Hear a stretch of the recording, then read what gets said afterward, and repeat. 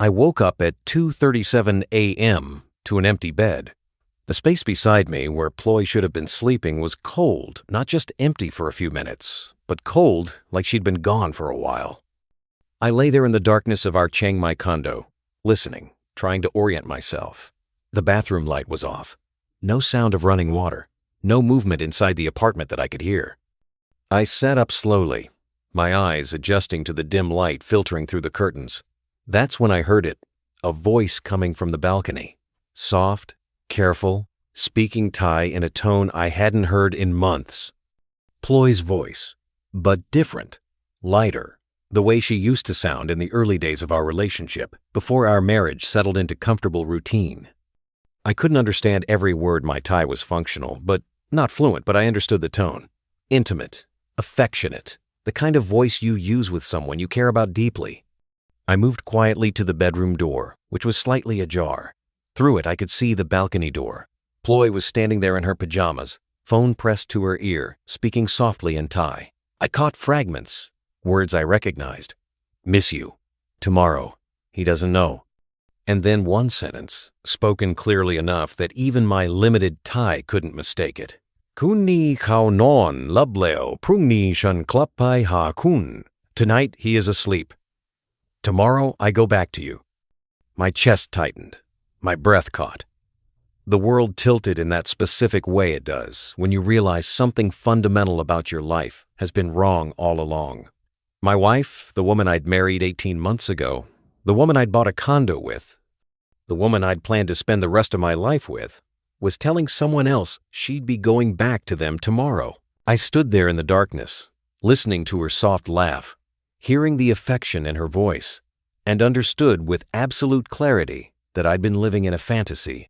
The calm, stable marriage I thought we had, the loyalty I'd believed was mutual, the future we'd supposedly been building together. All of it was fiction. She had someone else, had always had someone else, and I'd been too trusting, too comfortable, too convinced that her quiet demeanor meant honesty to see what was right in front of me. I moved back to the bed silently, lay down, and stared at the ceiling while my wife finished her phone call with another man. Waited for her to come back inside, climb back into bed beside me, and continue the performance of our marriage. That night, that moment when I understood what "tomorrow I go back to you" meant destroyed everything I thought I knew about my life. And the next day, I would have to decide whether to keep pretending I didn't know or face the truth that would end the only stability I'd found since my divorce. If you've been enjoying the stories I create, please consider hitting the subscribe button. Your support is crucial for the growth of this channel and helps me dedicate time to making these videos despite my commitment to a full-time job. Thank you for being here. My name is Stephen Caldwell. I'm 57 years old, originally from Phoenix, Arizona, and I spent 33 years building and running an HVAC business before selling it and retiring to Thailand to escape a life that had stopped making sense. I started the business at 24 with a loan from my father and a certification in heating and air conditioning systems. The timing was good. Phoenix was growing rapidly. New construction was everywhere, and every building needed climate control systems installed and maintained. The first decade was brutal. 18-hour days, 7 days a week, doing everything myself: installations, repairs, emergency calls, bookkeeping. Slowly building a reputation, hiring employees, growing from just me and a truck to a legitimate company with a dozen technicians and steady commercial contracts. By my mid-30s, the business was successful enough that I could step back from the daily hands-on work and focus on management and growth. By my 40s, we had 3 locations across the Phoenix metro area and were one of the larger HVAC contractors in the region. The work consumed my life. I married at 31 a woman named Rebecca who worked in office management at a construction company. The marriage was practical more than passionate. We got along well, had compatible lifestyles, built a comfortable middle-class existence together. We never had children. Rebecca couldn't conceive. We tried various treatments that didn't work, and eventually we accepted it would just be the 2 of us. That should have been fine. Plenty of couples thrive without children. But without kids, we had nothing binding us together except the business and the house. And by our mid-40s, even those weren't enough. Rebecca wanted more emotional connection than I knew how to provide. I wanted less pressure and more peace than she could offer. The divorce came when I was 53. Not dramatically, just a quiet acknowledgement that we'd grown into different people who no longer fit together. We sold the house, split assets, and went our separate ways. 2 years later, I sold the business. I'd built it, grown it, and extracted everything meaningful I could from it. The new owners kept most of my staff, paid me a fair price, and I walked away with about $340,000, plus my retirement accounts. At 55, I was financially secure, completely unattached, and profoundly uncertain about what came next. I'd spent 3 decades building a business and a marriage, and now both were gone.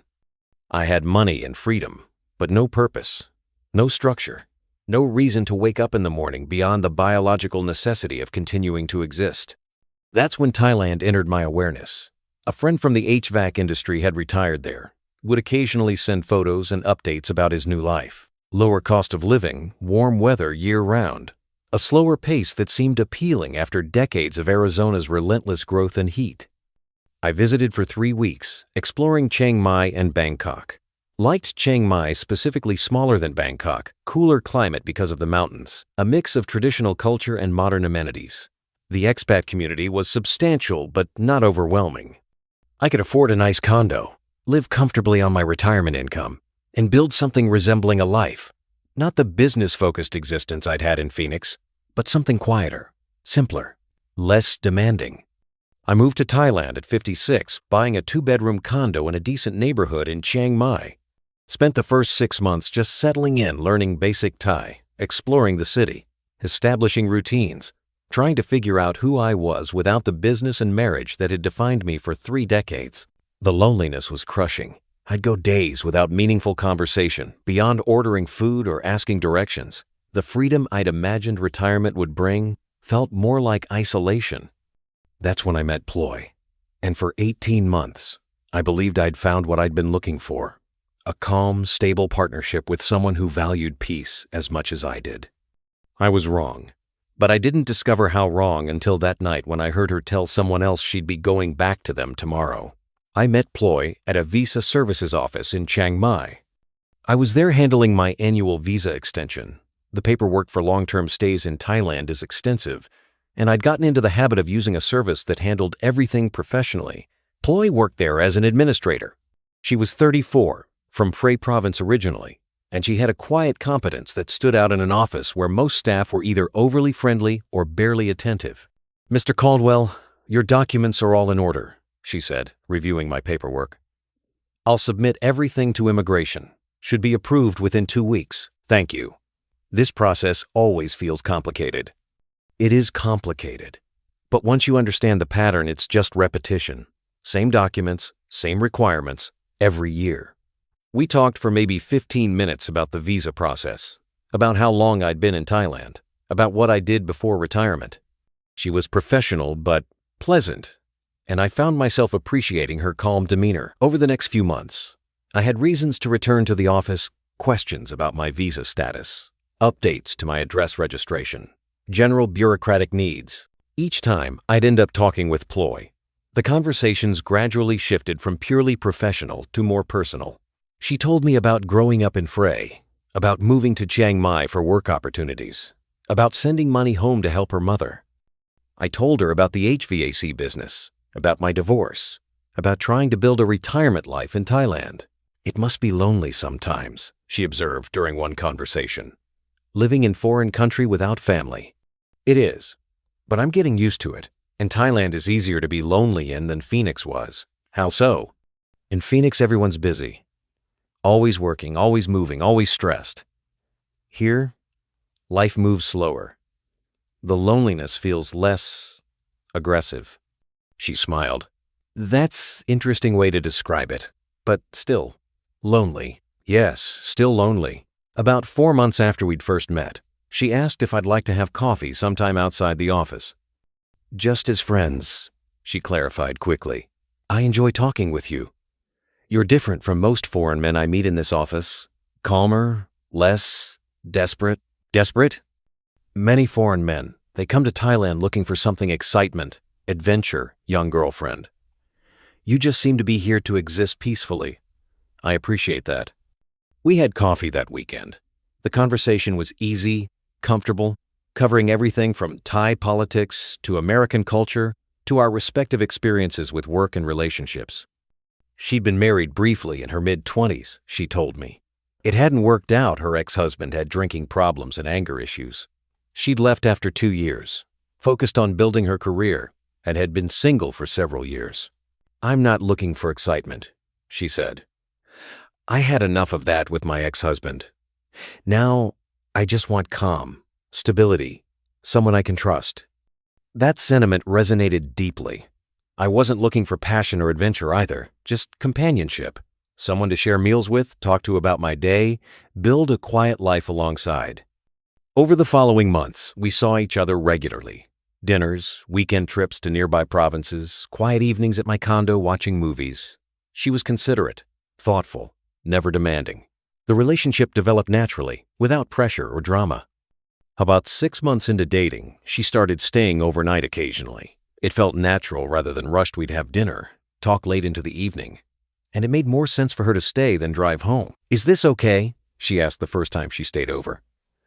"I don't want to move too fast or make assumptions."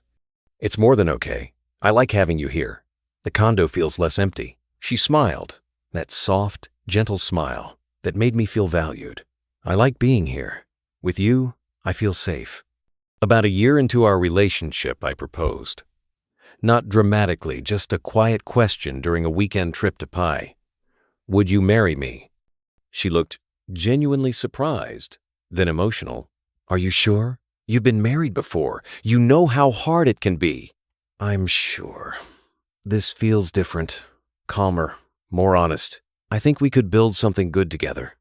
"I think so too." She took my hand.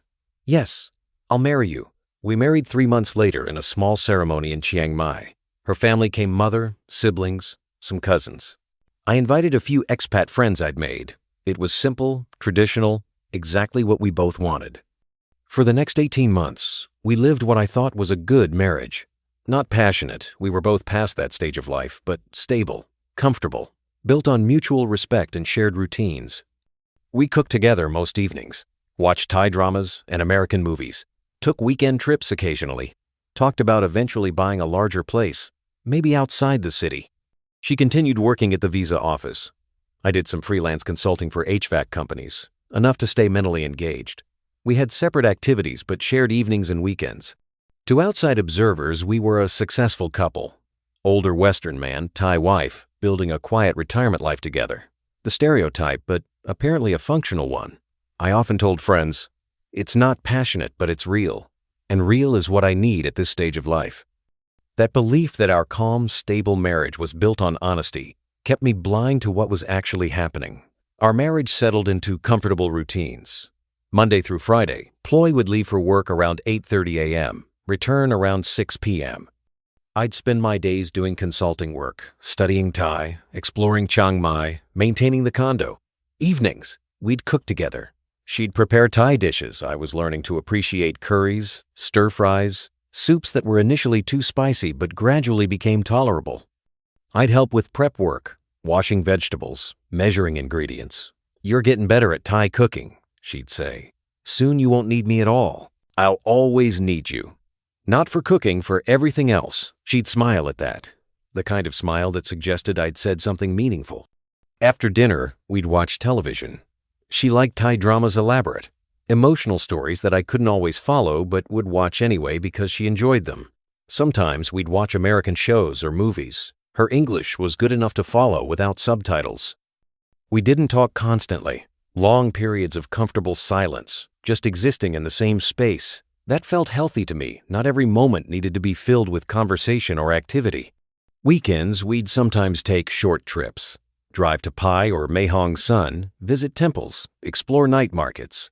Or we'd stay in Chiang Mai, visit her family occasionally, have quiet days at home. Her family seemed to like me. Her mother was warm, her siblings friendly. They'd speak mostly Thai, which I couldn't follow completely, but they'd make efforts to include me in English. "Your husband is very kind," her mother said to Ploy once, translated by Ploy later. "You found a good man, better than the last one." "I know, May. I'm lucky." That validation from her family reinforced my belief that we'd built something genuine. Her mother approved. Her siblings welcomed me. Everything pointed toward a stable, accepted marriage. But there were small things that, looking back, should have made me question more. The way Ploy would sometimes check her phone and quickly put it away when I looked over. The occasional work emergencies that required her to go to the office on weekends. The regular family visits to Frey that I was never invited to join, always explained as her mother needing help with something specific that would be boring for me. The way she'd sometimes seem distant after these visits, taking a day or two to return to her normal warmth. None of these were dramatic red flags, just small inconsistencies that I rationalized away. She was entitled to privacy. Work emergencies happen. Family dynamics can be complicated. I'd been married for 20 years to Rebecca. I knew that marriages required giving each other space, not questioning every little thing, trusting that your partner was being honest unless you had concrete reasons to doubt. That approach, trust, unless proven otherwise, works when your partner is actually trustworthy. When they're not, it just makes you an easier target for deception. About 6 months before the night I overheard her phone call, the pattern shifted slightly. The family visits to Frey became more frequent once or twice a month, instead of every few months. The work emergencies increased. She'd sometimes come home late, around 9 or 10 p.m., explaining she'd stopped to help a friend or visit her cousin. "I'm sorry I'm home so late," she'd say. "My cousin needed help with something. It's fine, I'm just glad you're home safe." You never get angry. Other husbands would be suspicious or upset. But you just trust me. Should I not trust you? No, of course you should. I just appreciate that you do. Looking back, I can see those comments for what they were. Subtle acknowledgments of guilt, testing whether I suspected anything. But at the time, they just seemed like expressions of gratitude. I'd been taught that marriage meant trust and sacrifice, that being suspicious or demanding was toxic behavior, that healthy relationships required giving your partner freedom and believing in their integrity. All of which is true when you're married to someone with integrity. When you're not, it just makes you complicit in your own deception. The night that changed everything was a Tuesday. Unremarkable, normal, exactly like dozens of other evenings. We'd had dinner together, chicken basil stir-fry that Ploy had made, rice, and cucumber salad. Watched a Thai drama she was following, then an American movie I'd wanted to see. Went to bed around 11 p.m. I fell asleep easily. I'd been tired from a long day of consulting work, reviewing HVAC system designs for a company in Bangkok, the kind of tired that leads to deep, immediate sleep. I woke suddenly at 2:37 a.m. I remember the time exactly because I checked my phone, disoriented, trying to figure out what had woken me. The bed beside me was empty and cold. Not just empty cold. Like Ploy had been gone long enough for her side of the bed to lose all warmth. I lay there listening. No sound from the bathroom, no light from that direction. The apartment was dark and quiet in that specific way it is at 2:30 a.m. Then I heard it. A voice. Soft, careful, coming from the direction of the balcony. Ploy's voice, speaking Thai in a tone I hadn't heard in months. Light, affectionate, the way she used to sound early in our relationship before our marriage settled into routine. I sat up slowly, trying to orient myself. The bedroom door was slightly open. Through it, I could see across the living room to the balcony sliding door, which was open just enough for someone to step outside. Ploy was standing on the balcony in her pajamas, phone pressed to her ear, speaking softly in Thai. My Thai wasn't fluent. I could handle daily interactions, ordering food, asking directions, basic conversations. But complex or fast Thai was beyond me. This wasn't complex Thai. It was simple, clear, and even with my limited vocabulary, I understood enough to know something was very wrong. Chen kid thang kun mak. I miss you so much. Prung ni chokandai mi. Can we meet tomorrow? Kao mei ru arai lei. He doesn't know anything. And then the sentence that destroyed me. Kun ni kal non. Lob lao. Prung ni shan kla pai ha kun. Even my limited Thai couldn't mistake those words. Tonight he is asleep. Tomorrow I go back to you. My chest constricted. My breath caught. Everything around me seemed to slow down and sharpen simultaneously. Hyper-aware of every detail while also feeling like I was watching the scene from outside my own body. My wife was on the phone with someone else at 2:30 a.m., telling them she'd be going back to them tomorrow, confirming that I was asleep and didn't know anything. This wasn't a work call. This wasn't a family emergency. This was intimate, secretive, planned. I sat there in the dark, paralyzed by the shock of understanding. Part of me wanted to storm out to the balcony, confront her immediately, demand to know what was happening.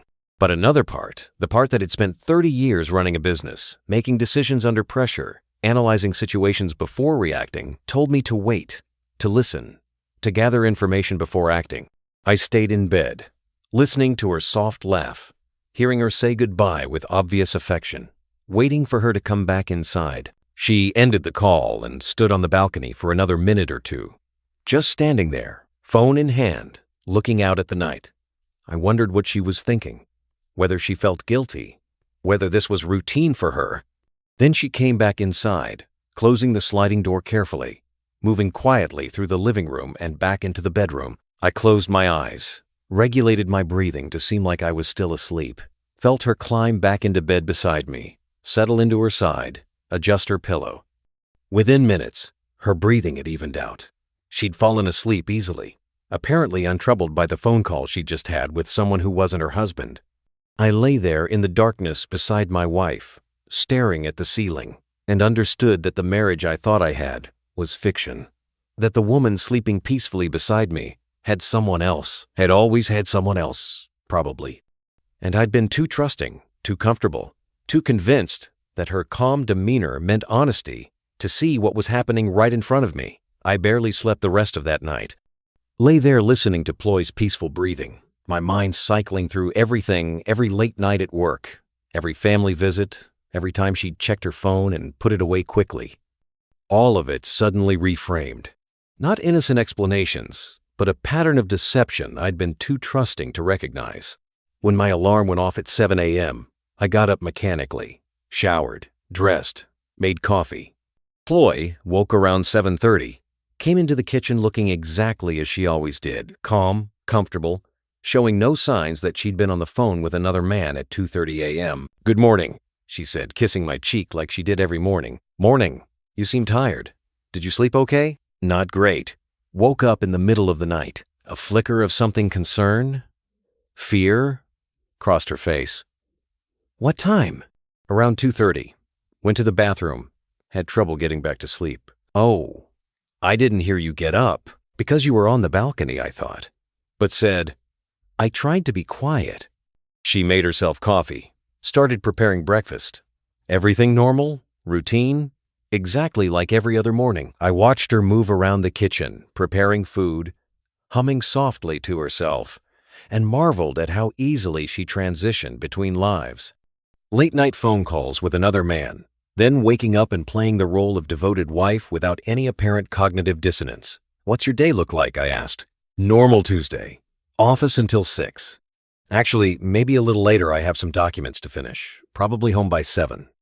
Or maybe meeting whoever you were talking to last night," I thought. "The person you're going back to today." "Okay. I'll probably make dinner then. Something simple." "Sounds good." She left for work around 8:30, the same time she always did. Kissed me goodbye, told me she loved me, walked out the door like everything was fine. The moment she left, I sat at the kitchen table and let the full weight of what I'd discovered crash over me. My wife was having an affair, not a spontaneous mistake, not a recent development, but something ongoing. Going back to you implied returning to someone she regularly saw. The casual tone of the conversation suggested familiarity, routine, a relationship that had existed for a while. How long? Since before our marriage? During our entire relationship? Was our marriage ever real to her? Or was I always just the safe option while she maintained something else on the side?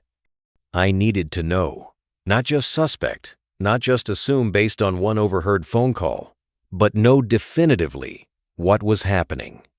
I decided to follow her that evening, see where she went when she claimed to be working late, confirm what I already suspected before confronting her with it. The decision felt both necessary and pathetic. I was 57 years old, reduced to following my wife like a suspicious teenager, but I needed certainty, needed to see with my own eyes what was happening rather than just hearing fragments of a Thai phone conversation. That evening, I positioned myself near Ploy's office building around 5:45 p.m., parked where I could see the entrance but wasn't obviously visible. Felt ridiculous doing it. This wasn't who I was. Wasn't how I'd ever imagined spending an evening in Thailand. Ploy emerged from the building at 6:15 p.m., exactly when she usually did. She walked to her car, got in, drove away. I followed at a distance, trying to be inconspicuous. She didn't go home. Drove south through Chiang Mai, away from our neighborhood, toward an area I wasn't familiar with. Residential streets, older buildings, small apartment complexes. She pulled into the parking lot of a 3-story apartment building. Modest, well-maintained, but not upscale. Parked and went inside. I parked across the street and waited. My hands were shaking. My chest was tight. Part of me hoped I was wrong, that she was visiting a friend, helping someone, doing something innocent that I'd misinterpreted. But I knew better. You don't drive to an apartment building at 6:30 p.m., check your appearance in the car mirror, apply fresh lipstick, and walk inside with purpose if you're just visiting a friend. At 6:47 p.m., a motorcycle pulled up. A Thai man, maybe late 30s, parked and walked into the same building. He moved with the confidence of someone who lived there or visited regularly, no hesitation about where he was going. I sat in my car, staring at that building, understanding exactly what was happening inside. My wife was in there with another man, not working late, not helping a family member, just carrying on the relationship she'd referenced on the phone last night. Tomorrow I go back to you. This was the going back. This was the life she maintained alongside our marriage. I waited 2 hours. At 8:52 p.m., Ploy emerged from the building. She looked relaxed, happy, more at ease than I'd seen her in months. Got in her car and drove away. I didn't follow her home. Couldn't bear the thought of sitting next to her, listening to whatever excuse she'd give for being late, pretending I didn't know where she'd actually been. I drove around Chiang Mai for another hour. Eventually ended up at a small coffee shop near the Ping River, sitting alone, drinking terrible coffee, trying to process what I'd just confirmed. My marriage was a lie. Not completely. I believe she valued the stability I provided, the financial security, the respectable life as the wife of a Western retiree. But the emotional core, the intimacy, the commitment I thought we shared that was divided. I had some percentage of her life, and someone else had the rest. The question was, what percentage? Was I the primary relationship and he was the side affair? Or was he the real relationship and I was the convenient cover that provided security? Based on the tone of that phone call, I miss you so much. Tomorrow I go back to you. I suspected I knew the answer. I got home around 11 p.m. Ploy was already there, in pajamas, watching television. Where were you? She asked. I tried calling, but you didn't answer. Drove around. Needed to think.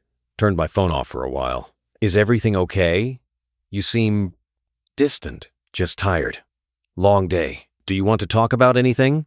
Yes, I thought. I want to talk about where you were from 6:30 to 9 p.m. I want to talk about who you were talking to at 2:30 a.m. yesterday. I want to talk about whether our entire marriage has been a convenient fiction. But I said, no, I'm fine. Just going to bed. I couldn't confront her yet. Needed time to think, to decide how to handle this. Whether to demand explanations, or just end it quietly, or try to salvage something that was probably already destroyed. That night, I lay in bed beside her, neither of us sleeping, both pretending we were. The space between us, just 18 inches of mattress, felt like an unbridgeable distance. I spent the next 2 days pretending everything was normal while deciding what to do. The options seemed limited. Option 1, confront her immediately. Demand to know who she'd been talking to, where she'd been, how long this had been going on. Risk explosive confrontation, likely ending in her leaving or me asking her to leave, destroying the marriage quickly and definitively. Option 2, investigate more thoroughly. Follow her more times, gather more evidence, understand the full scope of what was happening. The private investigator approach: systematic, thorough, humiliating. Option 3, say nothing. Accept that she had another life, continue the marriage as it was, settle for whatever percentage of her attention and affection I currently had. Avoid confrontation entirely, maintain stability even if it was built on lies. Option 4, ask her directly, calmly, giving her the opportunity to be honest. the most mature option, but also the most likely to result in skilled lies rather than truth. I couldn't do option 3, couldn't live knowing what I knew and pretending I didn't. My self-respect wouldn't survive that. Option 2 felt pathetic, reducing myself to a surveillance operation, gathering evidence like I was preparing for court. Option 1 risked destroying everything based on one overheard phone call and one followed evening. What if I'd misunderstood? What if there were explanations?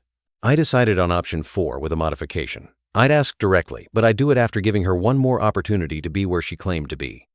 Thursday evening, Ploy said she was meeting her cousin for dinner. We're going to that new restaurant near Maya Mall. Probably home by 9. Okay, have fun. She left around 6:30 p.m. I waited 15 minutes, then drove to Maya Mall. Found the restaurant she'd mentioned, went inside, looked around. She wasn't there. Neither was any cousin. I called her. She answered on the second ring. Hi, honey. What's up? Just checking when you'll be home. Do you need me to pick up anything? No, I'm good. Probably home around 9 like I said. We're just finishing dinner now. I could hear restaurant sounds in the background, ambient noise, voices, kitchen sounds. But I was standing in the restaurant she'd claimed to be in, and she definitely wasn't there. Okay, see you at 9. I hung up, drove back home, sat in the dark living room, and understood that this wasn't a misunderstanding. This wasn't a one-time thing. This was systematic deception, telling me one location while being somewhere else, creating alibis that didn't hold up to even basic verification. When she came home at 9:15 p.m., I was sitting at the dining table. Hi, honey, she said, setting down her purse. Why are you sitting in the dark? Where were you tonight, Ploy? I told you. Dinner with my cousin at that new restaurant. Which restaurant? Near Maya Mall. The Italian place. Why? What did you eat? Pasta. Some kind of carbonara. Stephen, why are you asking these questions? Because you weren't there. I went to that restaurant. You weren't there. Her face went pale. What? No. Maybe you went to wrong restaurant. I went to the restaurant you described. Called you while I was standing inside it. You weren't there. She sat down slowly. Stephen, I can explain. How long? What? How long have you been lying to me? How long have you had someone else? The silence stretched between us. She could have continued denying, could have created more elaborate lies. Instead, she just looked at me with an expression that might have been relief that it was finally out in the open. Before you, she said quietly. Those 2 words destroyed me more completely than anything else she could have said. Before you, I repeated. Meaning you've had him, whoever he is, since before we got together? Ploy nodded, not meeting my eyes. His name is Thanawat. We've been together for 6 years. 6 years? We'd only been married for 18 months, had only known each other for 2.5 years. So the entire time we've been together, you've also been with him? Yes. The simple honesty of it was somehow worse than if she'd tried to lie more. Just, yes. Yes. I've been deceiving you for 2.5 years. Yes. Our entire relationship has been built on a lie. Why marry me if you had someone else? Thanawat can't provide stability. He works construction, makes barely enough for himself. He's fun. He's exciting. He makes me feel young. But he can't give me a future. You can. So I'm, what? The security? The retirement plan? You're not just that. I do care about you, Stephen. You're kind, patient. You treat me well. I value what we have. But you love him. She didn't deny it. In a different way. Yes. And I'm just the safe option you come home to between visits with a man you actually want to be with. It's not that simple. It is exactly that simple. You have 2 lives, one with me that provides security and respectability, one with him that provides whatever emotional or physical needs I'm apparently not meeting. Stephen, please, can we talk about this? Work something out? Work what out? You want to keep both of us? Continue lying to me while seeing him? I want to be honest now. Maybe we can find a way forward that works for everyone. I stared at her. You think I'm going to agree to share you? To accept being the backup while you maintain your real relationship with someone else? Many Thai women have multiple. I don't care what many Thai women do. I care about what my wife does. And my wife has been lying to me for 2.5 years while maintaining a relationship with another man. I didn't tell you because I knew you wouldn't understand. You didn't tell me because you knew I wouldn't accept it. There's a difference." She started crying. "I'm sorry. I'm so sorry. I never wanted to hurt you. You just wanted to use me. That's different from not wanting to hurt me. That's not fair." "Fair? You've been lying to me about where you are, who you're with, what you're doing, for 2.5 years. You married me while maintaining a relationship with another man. You stood in that temple and made vows you never intended to keep, and you think I'm being unfair? What do you want me to say? Yes, I lied. Yes, I've been seeing Thanawat. Yes, I should have told you. But I do care about you. Doesn't that mean anything?" "No," I said. "Caring isn't enough when it comes with lies. I thought I had a loyal wife. I thought our marriage was built on honesty and mutual commitment. Instead, I have a wife who's been maintaining 2 relationships and lying about it. So what now? You want divorce? I don't know what I want. I need you to leave. Need time to think without you here. Can you stay with your family? Or with Thanawat?" Something flashed across her face. Anger, maybe, or hurt. "You're kicking me out? I'm asking you to give me space. This is my condo. I bought it. You moved in after we married. I need time alone to figure out what comes next. Where will I go? You've apparently been spending time at an apartment in the south part of the city. Go there, or go to your mother's. I don't care. Just give me space." She stood up. "How long? I don't know. A week. Maybe more. I'll contact you when I've decided what to do." "Stephen, please, don't end it like this. Let's talk more. Work through this." "There's nothing to work through. You've made your choices. You chose to lie. Chose to maintain 2 relationships. Chose to make me look like a fool. Now I'm choosing to not have you here while I figure out whether this marriage can possibly continue." She went to the bedroom, packed a bag with clothes and toiletries. Took maybe 20 minutes. When she came back out, she looked at me one more time. "I really do care about you. I know you don't believe that now, but it's true. Caring isn't enough when it comes with betrayal." She left. I heard her car start, drive away. And then I was alone in the condo, surrounded by evidence of the marriage. I thought I had photos on the walls. Her belongings in every room. The comfortable domestic life we'd supposedly built together. All of it based on lies. All of it secondary to whatever she had with Thanawat. I sat in the dark living room until dawn. Not sleeping, not thinking clearly, just existing in the space between my old life and whatever came next.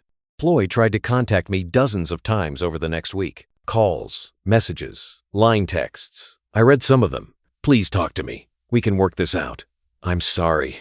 I made terrible mistakes, but I love you. Can we at least discuss what happens next? You can't just end our marriage without conversation." I didn't respond. Couldn't. Had no idea what to say or what I wanted. The anger was there. How could she do this? How could she look me in the eye every day while maintaining another relationship? But underneath the anger was something worse. Shame. I'd been so trusting. So convinced that her calm demeanor meant honesty. So sure that our quiet marriage was built on mutual respect rather than convenient deception. I'd been a fool. And everyone who'd warned me about marrying a Thai woman 30 years younger, everyone who'd suggested these relationships were usually transactional, everyone I'd defended her to, they'd all been right.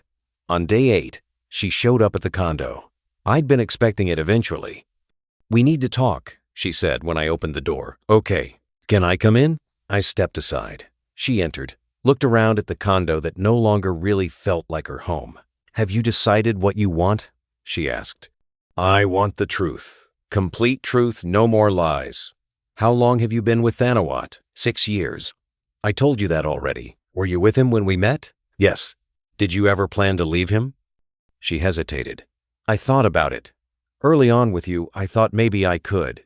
You were kind, stable, everything he wasn't. But you didn't love me. I cared about you. I still do. But the feeling with Thanawat, it's different. Stronger. I can't explain it." "You don't have to explain it. I understand. He's who you actually want. I'm who provides what he can't." That makes it sound so cold. It's not that simple. It is that simple. You wanted security and passion. You found someone to provide each. I'm the security. He's the passion. She didn't deny it. "What do you want, Stephen?" "I want you to choose. Him or me. Not both." That's not fair. Fair? Nothing about this has been fair. But that's my condition. You choose one of us. If you choose me, you end things completely with him. No contact, no more lies. If you choose him, we divorce, and you move out permanently. And if I choose you, can you ever really trust me again? I thought about that. Could I? Could I ever be at peace not knowing where she actually was, who she was talking to, whether she'd reconnected with Thanawat despite promises? I don't know, I admitted. But I know I can't continue the way we were. I can't be in a marriage where I'm sharing you with someone else. How long do I have to decide? As long as you need, but until you decide and actually commit to the choice, we're separated. You're not welcome here. She looked around the condo one more time. I left some of my things here. Can I get them? Not yet. Make your choice first. Then we'll figure out logistics. You're really going to make me choose? Yes. That's cruel. Cruel is lying to your husband for 2.5 years. Making you choose between the man you married and the man you're having an affair with is just reality. She left. Didn't say goodbye, just walked out. I didn't hear from her for 3 days. Ploy called on day 11. Asked if we could meet at a neutral location, a cafe near the old city. I agreed. She was already there when I arrived, sitting at a corner table, looking tired and anxious. Thank you for meeting me, she said. You said you'd made a decision? Yes. She took a breath. I can't choose. I know you want me to, but I can't. Can't or won't? Both. I care about both of you in different ways. Asking me to choose feels impossible. So, you want to maintain both relationships. I want you to understand that these are different things. What I have with you, the stability, the companionship, the life we built, it's valuable, real. What I have with Thanawat is also real, just different. And you think I'll accept that? I'm hoping you'll understand that love isn't always simple. That people can have multiple connections that serve different needs. I looked at her, this woman I'd married 18 months ago, and understood that we were fundamentally incompatible in ways I'd never recognized before. I can't, I said. I can't be in a marriage where I'm sharing you. That's not how I'm built. So, you want divorce? I think that's where we're heading. Unless you're willing to commit fully to me and end things with him? She looked down at her coffee. I don't think I can do that either. Then we're done. Just like that? You won't even try counseling or working through this? Work through what? You've been lying for 2.5 years. You're in love with someone else. You can't or won't choose between us. What's there to work through? The fact that we built something? That we have a life together? We built a lie. I thought I had a loyal wife. Instead, I had a wife who was dividing her time and affection between me and someone else. That's not a life, it's a performance. I'm sorry you see it that way. How else should I see it? She didn't have an answer. We sat in silence for a few minutes. Then I said, I'll file for divorce. You can keep whatever belongings are at the condo. I'll have them packed and let you know when you can pick them up. We'll divide assets according to Thai law. Shouldn't be complicated since we haven't been married long and didn't combine finances. That's it? That's all you have to say? What else is there? You made your choice by not choosing. You'd rather lose the marriage than give up Thanawat. That tells me everything I need to know. I do care about you, Stephen. I know. Just not enough. I left the cafe, walked back to where I'd parked, and drove home. Felt surprisingly calm. Not happy the situation was devastating, but clear about what needed to happen. The marriage was over. Had probably never been real in the way I'd thought it was. And continuing to pretend otherwise would just prolong the pain. The divorce process in Thailand is relatively straightforward when both parties agree. We filed at the district office, provided necessary documentation, confirmed we both wanted to end the marriage. The official who processed our paperwork asked the standard questions. Have you tried to reconcile? Are you both certain this is what you want? Yes, we both said. It took about 20 minutes. Sign here, here, and here. Confirm identities. Pay the small administrative fee. Done. We were no longer married. The 18-month marriage that I'd thought was built on honesty and mutual respect was legally dissolved. Ploy and I walked out of the district office together, stood awkwardly on the sidewalk, not sure what to say. I really am sorry, she said. I never wanted to hurt you. But you did, and you kept doing it for 2.5 years. I know. I don't expect forgiveness. But I want you to know that what we had, parts of it, were real to me. Okay, will you stay in Thailand? I don't know. Haven't decided. Maybe I'll go back to Arizona or move somewhere else. Need time to figure that out. I hope you find happiness. You deserve it. So do you. I hope Thanawat gives you whatever it is. I couldn't. She looked like she wanted to say more, but didn't. Just hugged me briefly. I stood there stiffly, not returning it, then walked to her car and drove away. I went home to the condo that was now just mine. Looked around at the space we'd shared, the life I'd thought we were building, and felt the weight of starting over at 57. I'd come to Thailand to escape the loneliness and purposelessness that followed my divorce from Rebecca. Had thought I'd found stability and companionship with Ploy. Had built a routine and a marriage that seemed calm and honest. All of it gone. Not because of dramatic betrayal or explosive fights, but because she'd quietly maintained 2 lives, and I'd been too trusting to see it. The anger was there. How could she do this? How could she look at me every day while lying about where she was and who she was with? But underneath the anger was something more painful. The recognition that I'd been lonely and desperate enough to ignore warning signs. That I'd wanted the marriage to be real so badly that I'd rationalized away inconsistencies that should have made me question more. I'd been complicit in my own deception by being too trusting. It's been 7 months since the divorce. I'm still in Chiang Mai, still in the same condo, still trying to figure out what my life looks like now. I don't date. Can't imagine trusting another relationship after what happened with Ploy. Every friendly interaction with a Thai woman triggers suspicion. Is this genuine or another performance? That's probably unfair. Ploy doesn't represent all Thai women any more than Rebecca represents all American women. But emotionally, I can't separate individual behavior from the category it came from. I stay busy with consulting work, reconnected with some expat friends I'd drifted away from during the marriage. Spend evenings alone, which is somehow less lonely than spending them with someone who is lying to me. I occasionally see updates about Ploy through the small expat community. She's still with Thanawat apparently, living together now, no longer needing to hide, building the life she actually wanted while I was the convenient placeholder. I don't feel hatred toward her, just emptiness, where the marriage used to be. The future I'd envisioned, growing old with a stable partner, having companionship and retirement that's gone. Now I have the condo, the consulting work, the pension, and a deep wariness about ever letting anyone close again. People ask sometimes if I regret marrying her. I don't know. The marriage gave me 18 months of believing I'd found companionship. That belief was false. But while it lasted, it provided comfort. Was that worth the betrayal that followed? Was temporary false comfort better than sustained solitary honesty? I don't know. But I know this.